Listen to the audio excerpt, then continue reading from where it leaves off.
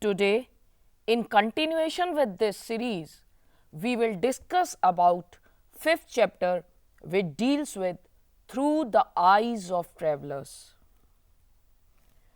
This chapter is divided into four subtopics: Al-Beruni, the Asian traveler; Ibn Battuta, the traveler from Africa; and Francois Bernier, the European traveler, and about various travelers, their perspectives and their accounts.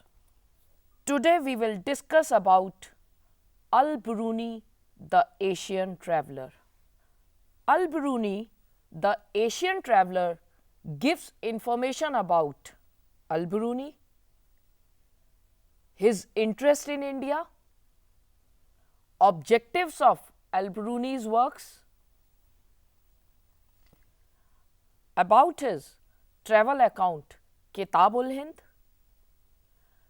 problems faced by Al-Beruni while understanding and writing about India, and his understanding of the Indian caste system. Between 10th to 17th centuries, it was not unusual that people from different parts of the world, they traveled to new lands driven by a sense of adventure, or as traders, merchants, soldiers, or priests, or somebody in search of work or opportunities, or to escape from natural disasters. One such traveler was Al-Beruni. He came from Uzbekistan to India in 11th century, and his travel account about India is known as Kitab-ul-Hind. Now, let us know something about Al-Beruni. Al-Beruni, he was born in Khwarezm in modern Uzbekistan in 973 AD. He got the best education of that time, since Khwarezm was an important center of learning.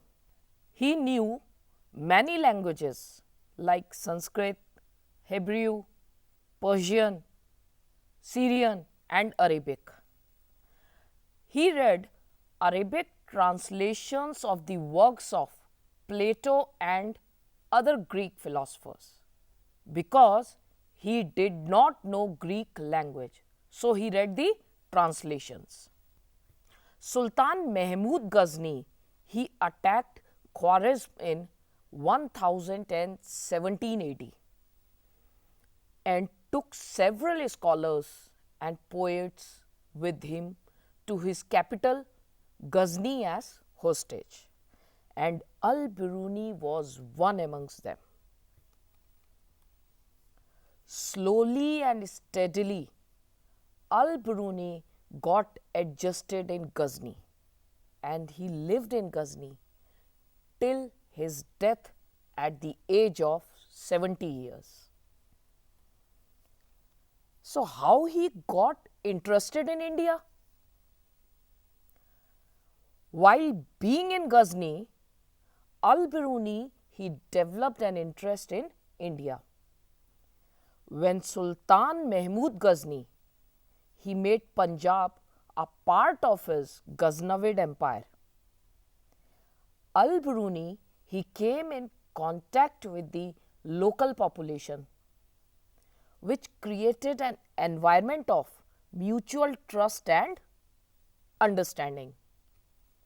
Al-Beruni, he learnt Sanskrit from Brahmin priests and scholars and studied religious and philosophical texts in Sanskrit, original text he read rather than translations. Now, since translation of Sanskrit works on astronomy, mathematics, medicines into Arabic was not unusual, and this translation process from Sanskrit into Arabic was taking place since 8th century onwards. So, this sharing of ideas was already there. When Al-Beruni he wrote Kitab-ul-Hind, travel literature was an accepted part of Arabic literature. Though Al-Beruni's travel plans in India was not clear, but most probably he travelled widely in the Punjab and parts of northern India. Now, what were the objectives of Al-Beruni's work? Firstly, Al-Beruni described his work as a help to those who want to discuss religious questions with the Hindus, and also as a storehouse of information to those who want to associate with them. Secondly, his expertise in several languages helped him to compare languages and translate text. He translated several Sanskrit works into Arabic. For example, he translated Patanjali's work on grammar into Arabic. Thirdly, Al-Beruni helped in sharing ideas. For example, he translated works of Euclid on mathematics from Greek into Sanskrit for his Brahmin friends. Now, let's see and evaluate about Kitab-ul-Hind, the travel account written by Al-Beruni. Kitab-ul-Hind, it is written in simple and clear Arabic language. The book is divided into 80 chapters on subjects as religion, philosophy, Indian festivals, astronomy, science and technology in India, Indian customs, Indian social life, weights and measures and meteorology, etc. Generally, not always, each chapter started with a question. Then, description based on Sanskritic traditions and conclusions with a comparison with other cultures was given.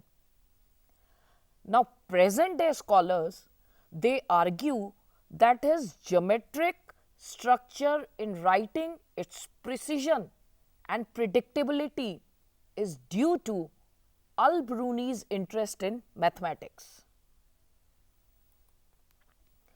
His translations and adaptations of Sanskrit, Pali and Prakrit text ranged from fables to works on astronomy and medicine. He wanted to improve upon the ways in which these original texts were written.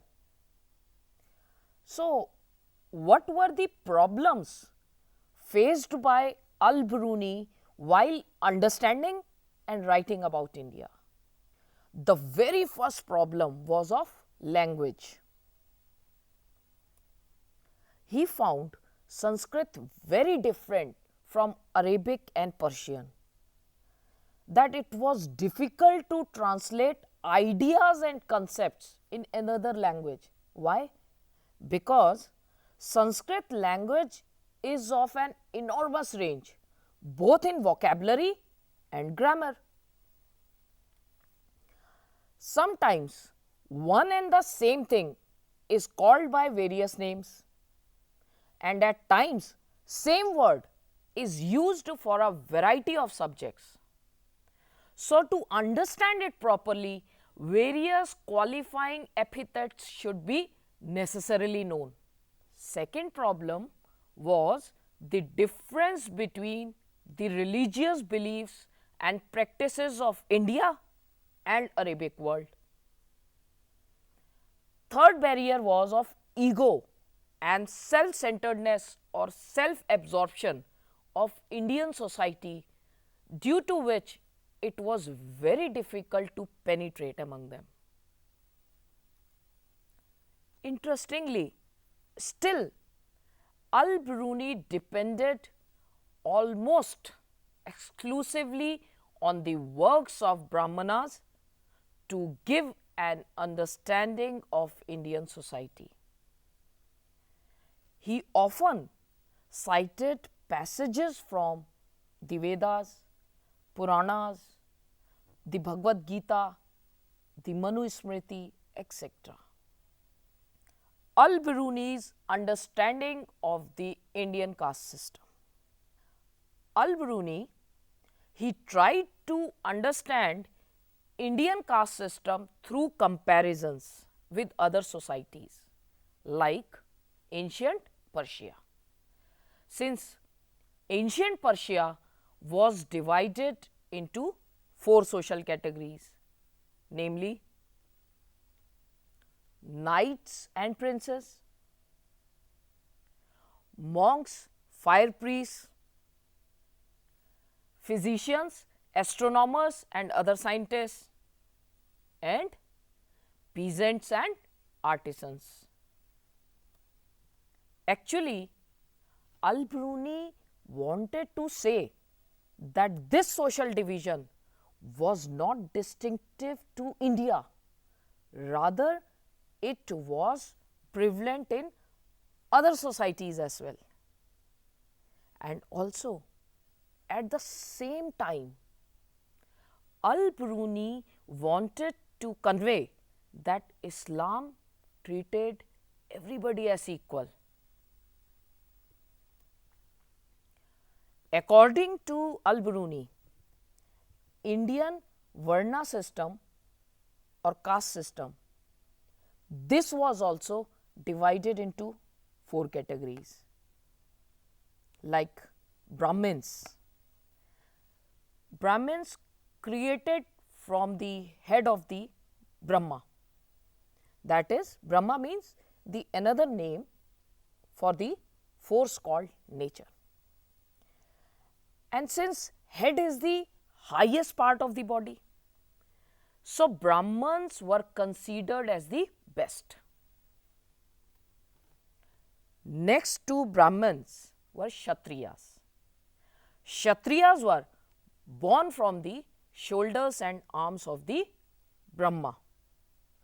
So they were not much below that of the Brahmanas.